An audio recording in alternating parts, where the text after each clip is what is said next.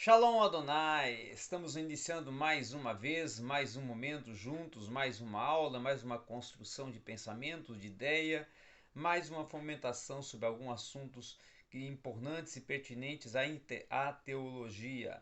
E hoje vamos nos concentrar ao Antigo Testamento, vamos nos concentrar a questões voltadas ao aspecto sociológico, político do âmbito do Oriente, do Antigo Oriente, do Oriente Antigo, né?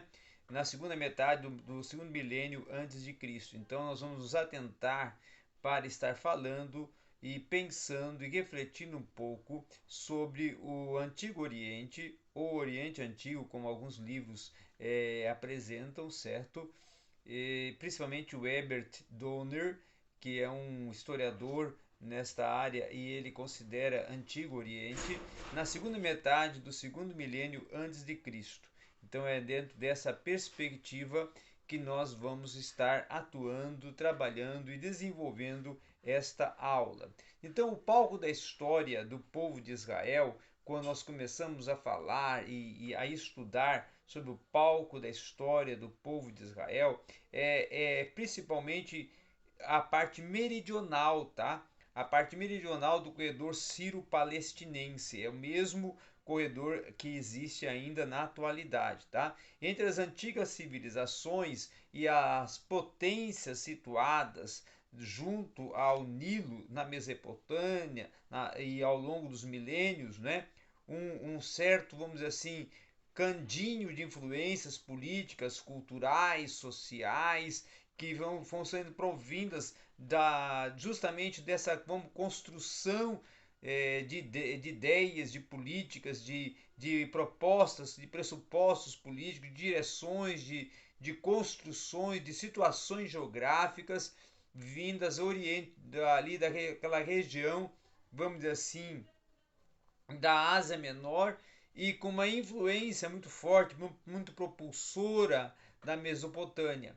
Então estava definida ou destinado justamente a questão de transmitir ao Ocidente, tá?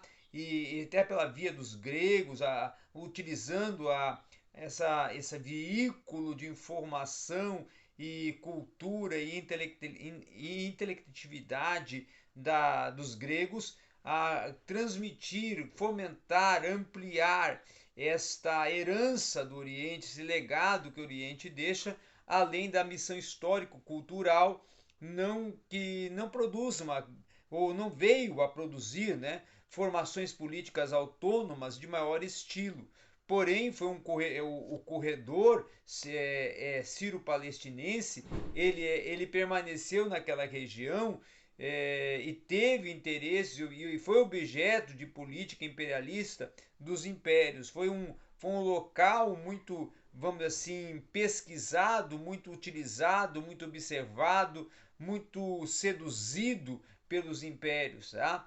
É, fruto até de guerras, de confrontos para poder conquistá-lo e ter o domínio desse corredor. Então, nas fases de enfraquecimento das potências externas, principalmente, conseguia-se sempre passageiramente ganhar um peso político, né, próprio, e esse estado de coisas ou de acontecimentos obrigava a buscar justamente o que?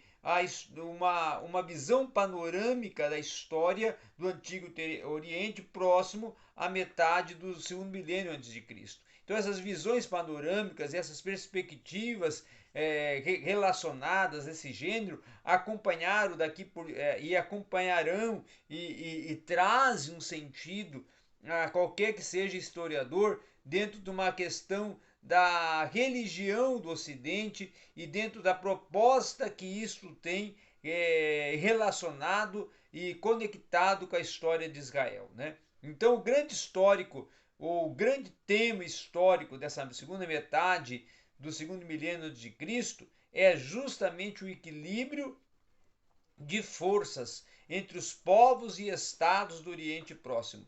Então, é justamente esse equilíbrio, essa ponderação, esse combate, esse disputar de forças entre os estados e os povos do Próximo Oriente, ou do Oriente Próximo, que é o grande tema histórico da segunda metade do segundo milênio antes de Cristo. Outra questão muito importante nós ressaltarmos que nesse período simplesmente não é mais possível investigar e até expor a vida histórica própria dos povos situados junto ao Nilo, na Mesopotâmia, na Ásia Menor e de uma forma até isolada, certo? No Egito, por exemplo, na Síria, na Babilônia, em Mitam e o reino Edita da Ásia Menor, eles estão relacionados a um relativo isolamento dentro de acontecimentos do Oriente Próximo. Então esse tempo ele é um tempo que vai ingressar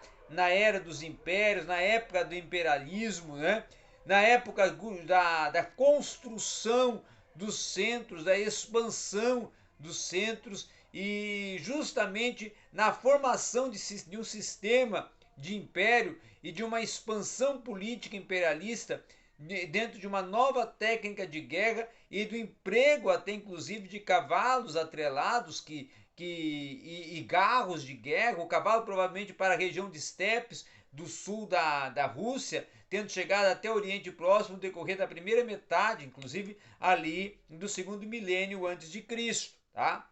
Então, algo que é interessante pensarmos que, primeiramente, e é algo muito importante, o mérito de ter reconhecido e o mérito de ter observado e se aproveitado de uma utilidade da técnica bélica ao que tudo se indica, cabe ao quem? Aos povos ixos, porque os povos ixos eram os povos considerados dominadores estrangeiros. Então esses dominadores pertencentes principalmente a tribos estrangeiras, provavelmente originárias em sua grande parte da Síria e da Palestina, eles vão se fixar no delta oriental do Nilo, provavelmente aproximadamente entre 1730 a 1580, tá? E antes de Cristo. E o centro deles, onde eles vão estar localizados, onde está desenvolvendo o seu habitat, vai ser nas regiões de Uauares, né?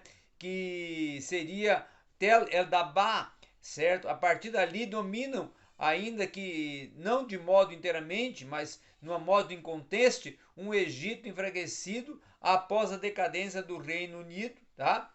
Ou do Reino Médio, né? Ou melhor, do Reino Médio, certo? E os Ixos se situam na última fase do chamado, vamos dizer assim, segundo período intermediário, tá? E os seus contatos ou os seus desenvolvimentos vão pertencer do 15º à 16ª dinastia e vão estar atrelados à utilização de cavalos, né, de suas terras de origem e ao domínio principalmente do Egito por uma técnica de guerra que era o animal atrelado aos carros de combate. Então essa era a grande estratégia e era até o grande segredo que os Ixos utilizavam e utilizaram nesses primeiros momentos dessa primeira metade do segundo milênio antes de Cristo. Então os outros povos do Oriente Próximo, eles seguiam esse exemplo, tinham isso como um legado deixado pelos Ixos e os carros de duas rodas começam a surgir no começo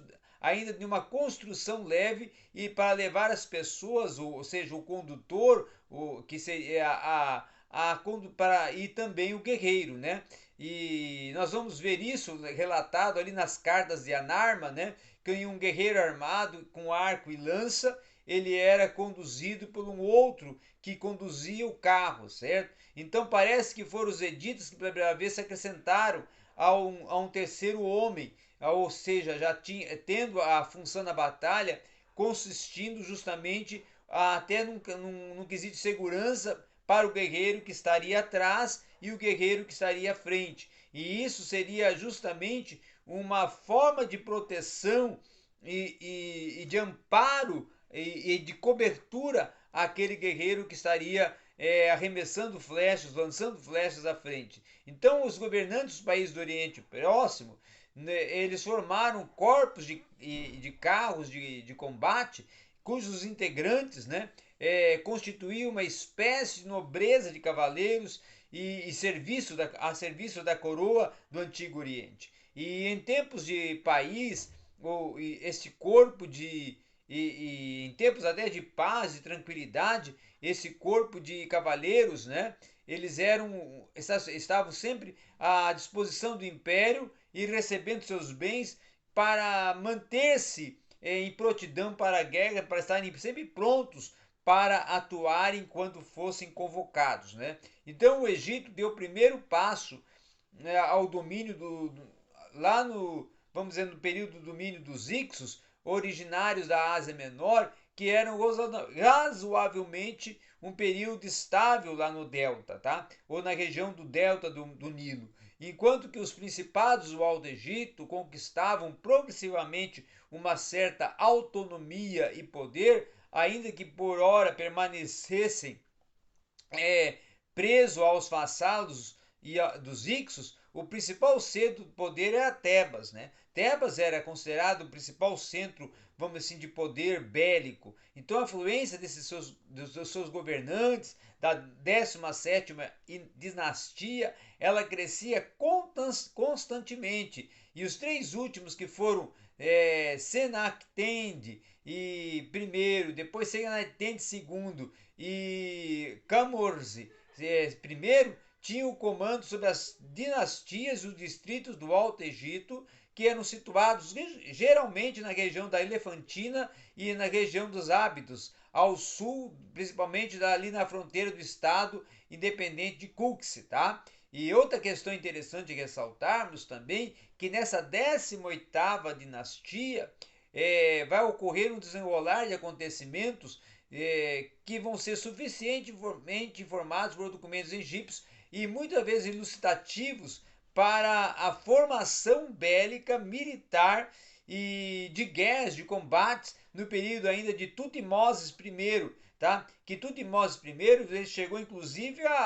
ao Eufrates e não deixou de celebrar devidamente esse fato como uma inscrição militar colocada assim: o sul, seu limite, chega até o começo da terra, ao norte até aquele rio que corre erradamente, que corre rio abaixo quando corre rio acima. Então essa foi uma frase célebre proferida por Tutmoses I em 1506 a 1594 antes de Cristo, tá? E Tutmoses I é o primeiro faraó que ordenou que o sepultassem justamente no Vale dos Reis, em Tebas, que era também considerado como a quinta catarata do Nilo, tá? E é ali, então, a partir desse momento, considerado o local de sepultamento dos reis, então o local de território dos reis, certo?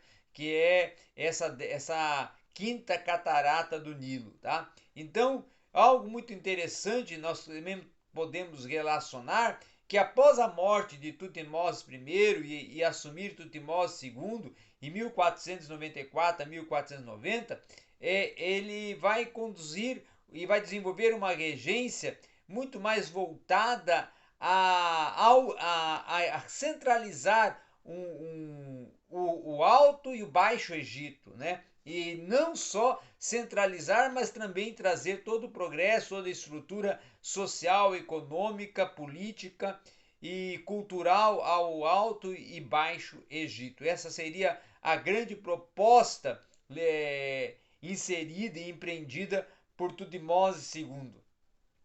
Outro também governante, outro faraó também que vai marcar, vai ser o Amenófeles, tá? O Amenófeles, que vai ser no período de 1402 a 1364, que ele vai ser o amante da paz, vai ser aquele que vai procurar empreender a paz, a magnificência, e não vai empreender em nenhuma campanha militar e vai só declarar fidelidade aos pequenos príncipes vassalos e vai ter uma combinação com eles de uma entrega de tributos e de uma deportação de mão de obra para projetos de construção do rei, e entre a Etiópia e a fronteira mitâmica e vão reinar-se a paz e a tranquilidade, porque vai ser anos de estabilidade e paz e anos de progresso, sem guerras, os anos conduzidos justamente por Amenófis III. Amenófis III vai favorecer então a Mênfis, vai favorecer a Heliópolis e vai desenvolver um certo, vamos dizer assim, desenvolvimento de uma religião monolátrica, né, que será dentro de uma popularidade duvidosa, e ele vai inaugurar, vamos dizer, uma arte naturalística e também vai trabalhar em prol de uma capital para aquela região, saindo de Tebas e vindo a colocá-la no horizonte do Atom, certo? Próxima de Hermópolis, né? E ali construir então o seu palácio, construir toda a sua estrutura de governo e de domínio, certo? Outro também faraó que é importante nós estarmos ressaltando, além desses que nós já ressaltamos, é Ramsés I. Ramsés I, já em 1306 a 1304, ele é filho de um simples capitão de arqueiros, tá? Do delta nordestino, que ao subir ao trono, ao alcançar o comando, ele já é um homem já de uma certa idade, e vai vir falecer logo em seguida, deixando como sucessores a Setos I e Ramsés II, que vão conseguir, vamos assim, sustar e provocar o desmoronamento do império e restaurar o poder do Egito referente ou perante a Ásia Menor, e ali estabelecer relações de poder entre mentes, né? Mudando consideravelmente o reino do Mitanni, o reino de Anigabaldi, e também desenvolvendo uma sucessão posterior a Assur-Rabalite, certo? E concedendo um impulso, um start para a instalação e instauração dos povos editas e do reino dos editas, tá? Perante a Ásia Menor.